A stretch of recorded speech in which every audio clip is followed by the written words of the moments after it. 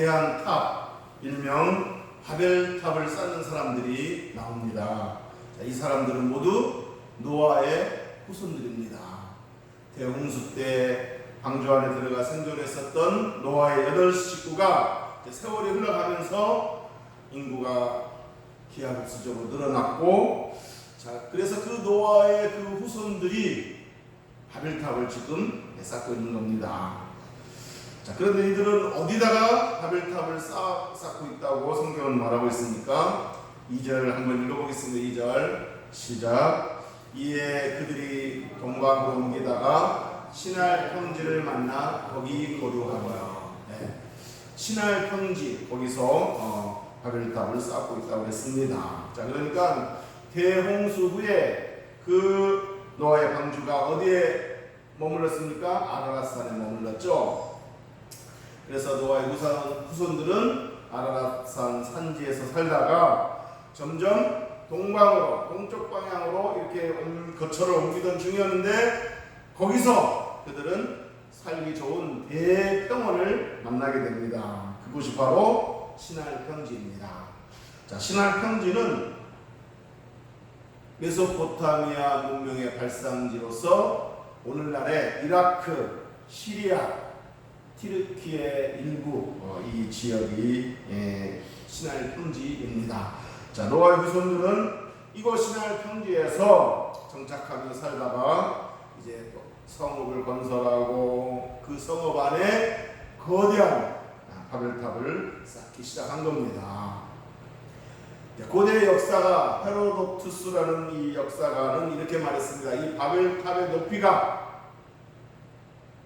90m다, 90m일 것이다, 이렇게 말을 했고, 현대 많은 학자들은 약 7층 가량의 빌딩일 것이다 라고 추정을 합니다. 자, 그러니까 바벨탑은 그냥 우리가 생각하는 그 탑이 아니고 어마어마한 1등이라고 생각하시면 됩니다. 물론 지금 바벨탑의 흔적은 남아있지 않습니다. 찾지 못했습니다. 남아있지 않은 게 아니고 찾지를 못한 거죠. 자, 그렇지만 그 메소포타미아 지역에는 고대 도시와 건축물들이 이 모래 사막에 오랫동안 이렇게 묻혀 있다가 나중에 발견된 것들이 많았거든요. 그렇기 때문에 바벨탑도 모래 사막 어딘가에 묻혀 있을 것인데 언젠가는 이렇게 발견하게 될지도 모릅니다. 자, 고대라는 그 시대적 상황을 감안한다면 이 바벨탑은 정말 인간의 위대한 힘을 보여주는 어떤 바벨탑 사건이다라고 할 수 있습니다. 그야말로 인간이 갖고 있는 엄청난 잠재 능력을 보여주는 사건이 바벨탑 사건이다라고 할 수 있습니다. 3절에 보면은 3절 우리 다 같이 한번 읽어볼까요? 3절 서로 말하되 자 벽돌을 만들어 견고히 붙자 하고 이에 벽돌로 돌을 대신하며 역청으로 진흙을 대신하고. 아멘. 자, 이들은 바벨탑을 쌓기 위해서 돌을 대신해서 뭘 만들었다고 했습니까? 벽돌을 만들었다고 했습니다. 어마어마한 그 빌딩을 이렇게 쌓기 위해서는, 짓기 위해서는 많은 돌들이 필요한데 시날 평지에는 그렇게 큰 거대한 탑을 쌓을 만큼 돌들이 많지 않았던 것 같습니다. 또 있다고 하더라도 그 큰 어마어마한 건축물을 쌓기 위해서는 돌의 크기나 모양이 일정해야 되는데 그 많은 돌을 일정한 크기와 모양으로 깎아서 그 탑을 쌓기에는 시간도 많이 걸리고 또 작업의 어려움도 많았을 겁니다. 그래서 그들이 생각해낸 게 뭐예요? 벽돌. 돌을 대신해서 벽돌로 지을 생각을 한 것입니다. 아마 이것이 인간 사회에서 가장 최초의 벽돌이 아닐까 싶습니다. 자, 여러분, 이 사람들이 벽돌을 만들었다는 것은 여러 가지 의미하는 바가 큽니다. 이들이 일정한 크기와 모양의 벽돌을 대량으로, 한두 개가 아니잖아요. 대량으로 찍어내기 위해서는 뭐가 필요해요? 벽돌, 거푸집이 필요하죠. 그 거푸집을 생각해내는 거예요. 거푸집을 만들어서 이렇게 대량으로 찍어내자. 이 생각을 한 거예요, 이 사람들이. 그리고 벽돌을 어떻게 쌓아야 될 것인가 이런 것도 생각을 했겠죠. 벽돌을 만들었으면은 이걸 어떻게 쌓을 것인가 구상을 했겠죠. 자, 그러니까 이들은 건축 설계를 했다는 것이고 건축법을 생각해냈다는 것입니다. 그야말로 그 당시 고대 상황을 감안한다면 놀라운 과학적 발견이다 이렇게 말할 수 있다는 것입니다. 여러분, 이 피조물 중에 유독 인간만이 이렇게 놀라운 잠재 능력을 갖게 된 이유가 뭐라고 생각하십니까? 다른 피조물과 다르게 인간만이 이런 놀라운 능력이 있다는 거, 이건 그렇게 잠재 능력을 갖게 된 이유가 뭐겠습니까? 인간이 다른 동물과는 달리 새로운 법칙을 발견해내고 새로운 것들을 발명해내는 이 능력을 갖게 된 이유가 뭐라고 생각하십니까? 그건 바로 하나님의 형상을 따라 지음을 받았기 때문입니다. 인간이. 실제로 인간이 만들어낸 그 현대 과학의 강명의 이기들을 보면은 얼마나 놀랍습니까? 증기선을 발명했죠. 기차, 또 전구, 라디오, 카메라, 자동차, 비행기, 우주선, TV, 컴퓨터, 스마트폰 이런 것들을 발견한 것들을 보면은 참으로 인간의 능력이 얼마나 놀라운가를 이렇게 알 수 있다는 것입니다. 자, 그런데 여러분 여기서 질문이 있을 수 있습니다. 이 본문에서 있을 수 있는 질문이 뭐겠습니까? 하나님은 왜 바벨탑을 쌓지 못하게 하셨을까? 바벨탑을 왜 무너뜨리셨을까? 바벨탑 무엇이 문제인가? 이런 질문을 할 수 있다는 겁니다. 여러분, 사실 바벨탑을 쌓았다는 것 그 자체는 문제가 없죠. 오늘날도 1등도 짓고 그러잖아요. 그러니까 바벨탑을 쌓았다는 것 그 자체는 잘못이 없는 거예요. 그렇다면 뭐가 문제냐? 뭐가 문제길래 하나님께서 이 바벨탑을 무너뜨리셨을까? 그것은 바로 바벨탑을 쌓고자 하는 동기, 의도, 목적 이런 게 잘못됐다는 거죠. 바벨탑을 쌓는다는 것 그 자체는 아무런 문제가 없지만 왜 쌓으려고 했는지 그 동기, 의도가 문제가 됐다는 거죠. 자, 우리 4절 한번 읽어보겠습니다. 4절 시작. 또 말하되 성읍과 탑을 건설하여 그 탑 꼭대기를 하늘에 닿게 하여 우리 이름을 내고 온 지면에 흩어짐을 면하자 하였더니. 자, 여러분, 이 사람들의 대화를 가만히 들여다보면 이 대화 속에 문제가 있다는 것을 우리가 알게 됩니다. 바벨탑을 쌓고자 하는 그 의도, 동기가 잘못됐다는 것을 알 수 있습니다. 이 대화를 자세히 살펴보면. 자, 여러분, 이 대화에서 문제점이 뭡니까? 세 가지가 있습니다. 첫째로 이들이 뭐라고 말했습니까? 탑 꼭대기를 하늘에 닿게 하자 그랬습니다. 탑 꼭대기를 하늘에 닿게 하자. 자, 여기서 인간의 교만함을 알 수 있다는 거죠. 여러분, 하늘이라는 것은 하나님이 계신 영역을 상징하는 겁니다. 그러니까 인간이 탑을 하늘에 닿게끔 쌓겠다고 하는 것은 곧 뭐예요? 인간의 힘으로 하나님의 영역에 도달해보자. 하나님께 지금 도전장을 내밀고 있는 거예요. 인간이 얼마나 위대한지 한번 하나님과 대결을 해보자. 우리가 하나님과 대등한 자리에 가보자. 이런 교만함을 드러내고 있다는 겁니다. 자, 이것은 피조물이 인간이 창조주 하나님과 동등해지려고 하거나 하나님 없이 인간 스스로가 어떤 삶의 주인이 되고자 하는 그런 의도가 담겨 있다는 거죠. 그래서 하나님께서 바벨탑 쌓기를 막으시고 그 바벨탑을 무너뜨리셨던 겁니다. 이사야 14장에서 보면은 하나님이 그 당시 최고의 제국, 최고의 강대국 바벨론 제국의 교만함을 보시고 이렇게 책망하신 내용이 나옵니다. 이사야 14장 12절부터 15절까지 보면은 들어보세요. 너 아침의 아들 계명성이여 어찌 그리 하늘에서 떨어졌으며 너 열국을 엎은 자여 어찌 그리 땅에 찍혔는고. 큰 열국을 이렇게 굴복시킨 그 강대국 이 바벨론이 어떻게 그러니까 갑자기 몰락당했느냐 이거죠. 그러면서 그 이유를 13절에 얘기합니다. 네가 네 마음에 이르기를 내가 하늘에 올라 하나님의 뭇별 위에 내 자리를 높이리라. 그래서 14절에 가장 높은 구름에 올라가 지극히 높은 이와 같아지리라. 지극히 높은 이가 누구예요? 하나님이죠. 하나님과 같아지겠다는 거예요. 그래서 15절에 그러나 이제 네가 수월 곧 구덩이 맨 밑에 떨어짐을 당하리로다.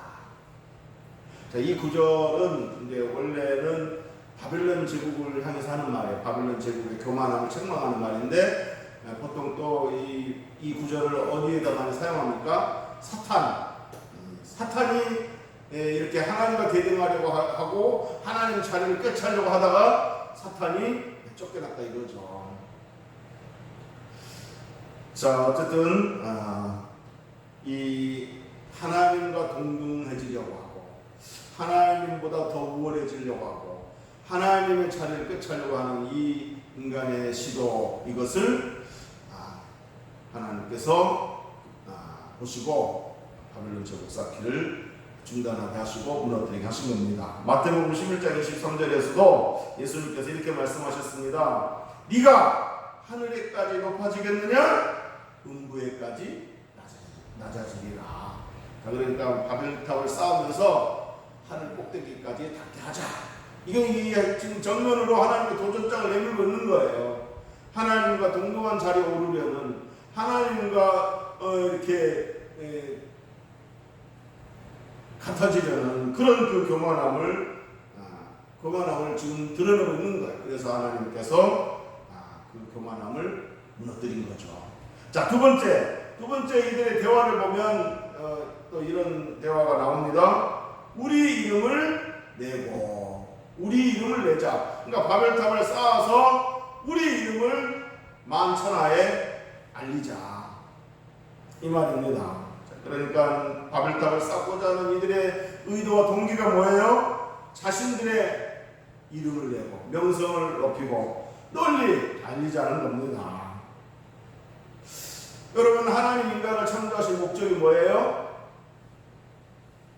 그건 하나님께 지음을 받은 피조물로서 우리를 지으신 창조주 하나님을 경배하고 높이는 것, 예배하는 것, 이게 창조 목적 아니겠습니까? 우리를 지으신 목적 아니겠습니까? 자, 그런데 이들은 바벨탑을 쌓아서 하나님 이름 대신에 자신들의 이름을 높이고 자신들의 명성을 기념하자.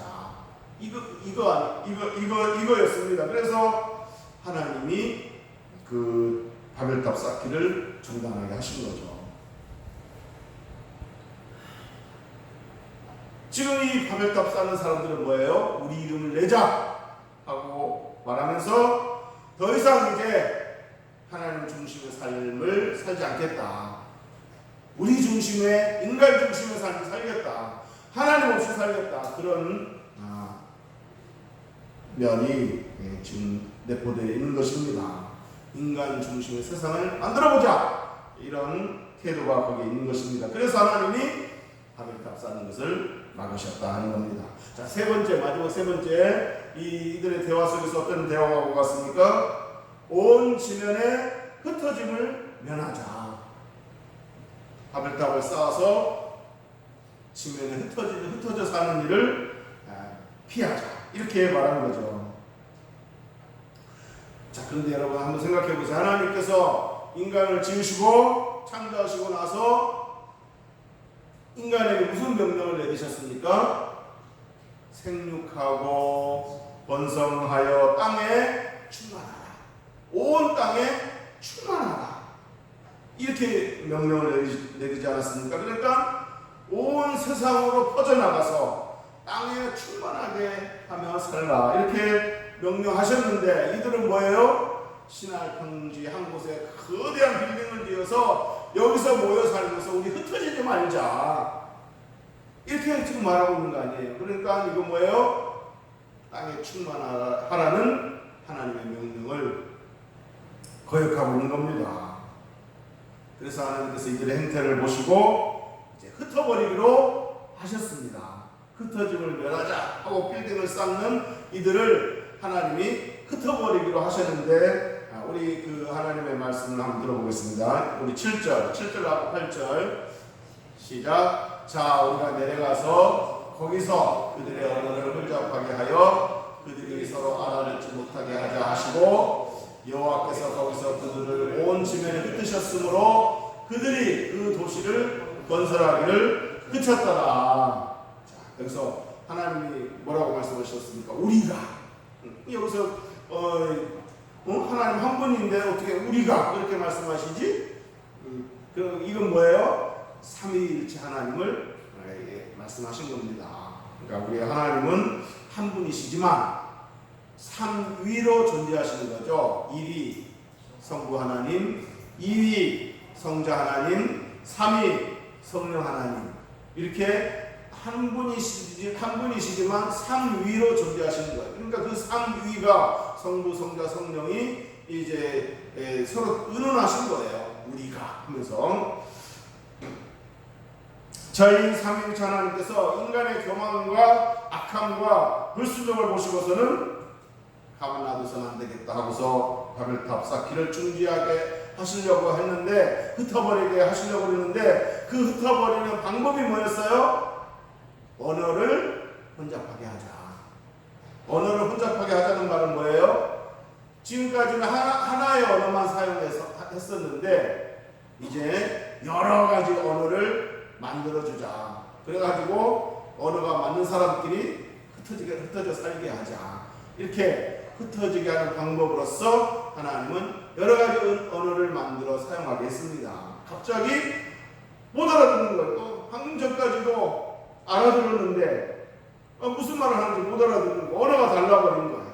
근데 또 다른 사람하고 또 언어가 통해. 그러니까 언어가 통한 사람끼리 그냥 이렇게 따로 살게 된 거죠. 흩어지게 되는 거죠. 그렇게 해서 하나님께서 흩어버리셨습니다. 그러니까 흩어짐을 면하자 하고 이 온 땅에 충만하라는 그 말씀을 거역한 이들에게 언어를 혼잡하게 해서 흩어버리셨던 겁니다.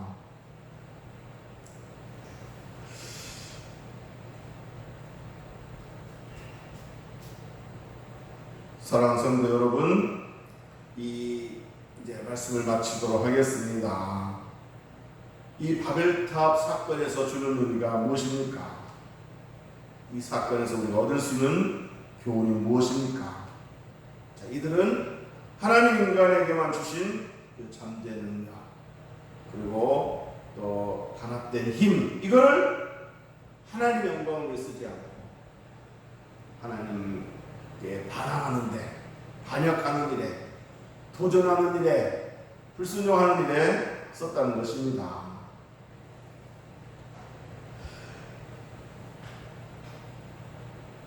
그래서 하나님께서 바벨탑을 무너뜨리셨는데, 바벨탑 자체가 문제는 아니었습니다. 그렇지만 이 바벨탑 이들이 쌓았던 이 바벨탑은 단순히 건축 행위가 아니라